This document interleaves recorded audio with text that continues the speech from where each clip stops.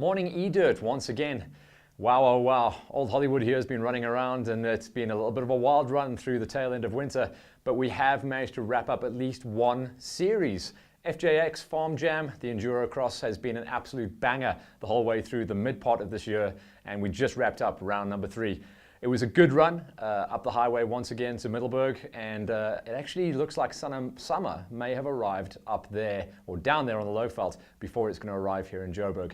Real warm day and their biggest entry of the season. Remember, this is the first time they've ever laid out that track, first time they've ever put together a race series, just 3 rounds, but they do promise us that next year will be bigger and better. The round number 3 did deliver all the goods. We weren't able to wrap things up because it wasn't really a full championship, so each round was a standalone, although I've been referring to guys as walking away with the championships because I really felt like it was a championship and well worthy of that title. They tried out a new format this time around, which is absolutely brilliant. The prologue. It's pretty much for bragging rights for the guys to line up and go and do one flying lap to see who can walk away with the fastest lap against the ticking clock. This time around, the guys were able to go 2 by 2. And that really created a little bit more of a spectacle, and it was a huge success because it was kind of a race within a race, but the guys were obviously only going up against the clock, but it did keep all the spectators and of course myself on our toes when we were warming things up for the day. That really set things up for a great day of racing. Also a new format. They stayed on the same track as they did for round number 2, going out into the forest rather than out into the veld, and that kept things nice and tight, much more close. But what we did have this time around was 3 racing heats for the novice, the seniors, and in some ways the intermediate riders as well. They absolutely sweated it out, and that 3rd heat was trimmed back from 4 laps to 3 laps just to make things a little bit closer so the guys weren't taking too much of a hit. Okay, let's have a look at the categories. In the junior 65s and 85s, biggest entry we've seen so far, and a new man arrived, Ryan Peltzer. Normally one of our national 125 heroes and doing super well in the 2016 championship. Still kept his 85cc bikes from last year where he raced in the junior nationals. And of course, rocked up at the final round, took the big win. He went 3 for 3 on the day, and old Chris de Bruin took a bit of a beating. Chris, very good. Gonna have to work on your gate starts there, and I reckon you can definitely run the numbers. Although, looks like Chris is going to be moving up to the 125cc class next year, which will see him probably moving up into the novice category. But it was a new winner on the season as far as the 85 juniors go, and in the 65s, little Troy Johnson made it 3 for 3 on the series. Good turnout. Much improved ride from all of our juniors as well, especially little Carl Branson, one of the 85cc juniors still riding in the small wheels. And I don't think he actually went down once, so fair play. And we know that he's going to get a little bit taller one day and be able to move up to the big wheels. But the juniors, absolutely killer racing the whole way through the day. Very enjoyable, and lots of support from moms, dads, and teams for the juniors. They obviously open the track for us, and then we move forward into the rest of the categories. Seniors.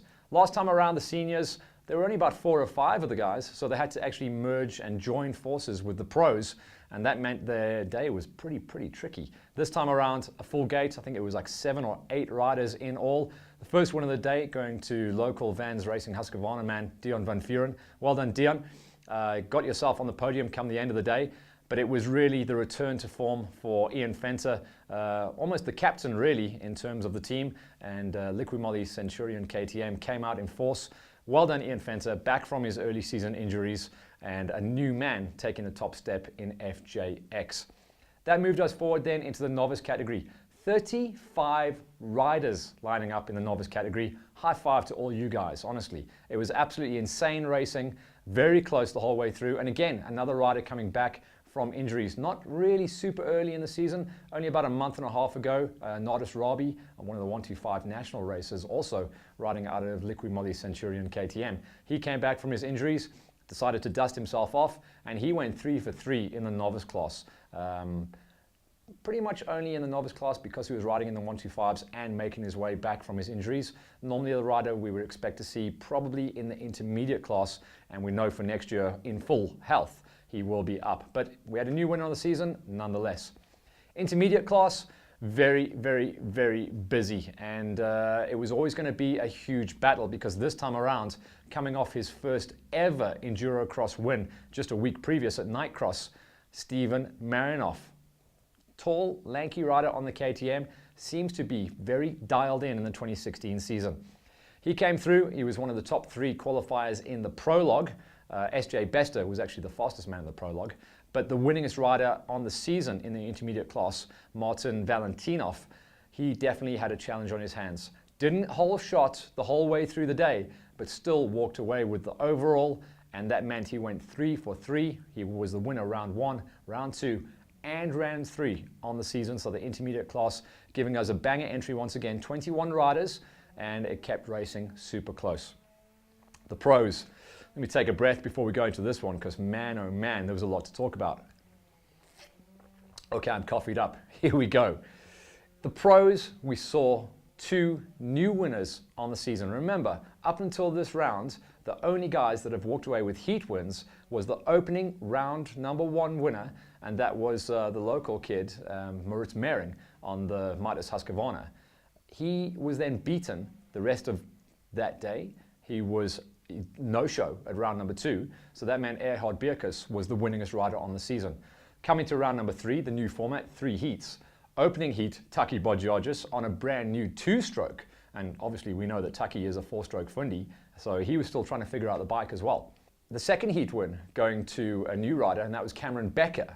So he does kind of dip his toe into the waters of Endurocross every now and again, but not known as the big winner. This time around, he took the second win.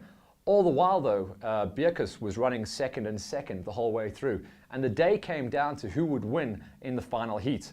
And the backstory for Erhard Bierkes, rocking on a Yamaha the whole way through, in practice blew up his bike.